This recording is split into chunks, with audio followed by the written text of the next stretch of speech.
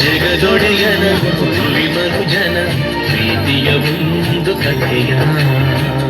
ತಾನು ಸೃಷ್ಟಿಸಿದ ಜಗತ್ತನ್ನು ಮನುಷ್ಯನೇ ಉದ್ಧಾರ ಮಾಡಬೇಕೆಂದು ದೇವರು ಒಂದು ಪುಟ್ಟ ಜನಾಂಗವನ್ನು ಆರಿಸಿಕೊಂಡರು. ಈ ಜನಾಂಗಕ್ಕೆ ಪ್ರೀತಿ ತುಂಬಿದರು, ತನ್ನ ಜನರೆಂದು ಪ್ರೀತಿಯಿಂದ ಹರಸಿದರು.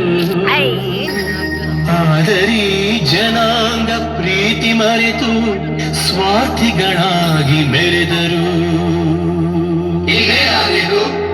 ದೇವರಿಂದ ದೂರಾದರು, ಸಿಡಿದೆದ್ದು ದಂಗೆ ಎದ್ದರು.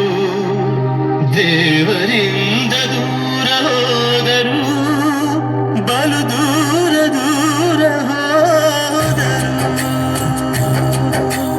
ತನ್ನ ಒಡಲ ಜೀವವನು ದೂರ ಮಾಡುವನೆ ದೇವನು.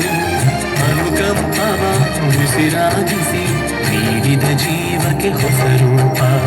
ತನ್ನ ಜನರ ಪ್ರೀತಿಗೆ ತನ್ನ ಪ್ರಿಯ ಕಂದನನು, ಜಗದಾತ್ಮನ ಜಗಜ್ಯೋತಿಯ ಭುವಿಗೆ ಎಂದು ಕಳಿಸಿದನು, ಭುವಿಗೆ ಎಂದು ಕಳಿಸಿದನು. ಈ ಜಗಜ್ಯೋತಿಯನ್ನು ಕಾಲಾನುಕಾಲಕ್ಕೆ ಭುವಿಗೆಲ್ಲ ಸಾರುತ್ತಾ ಬಂದರು ಪಂಡಿತರು, ಪ್ರವಾದಿಗಳು, ಪರಮ ಜ್ಞಾನಿಗಳು.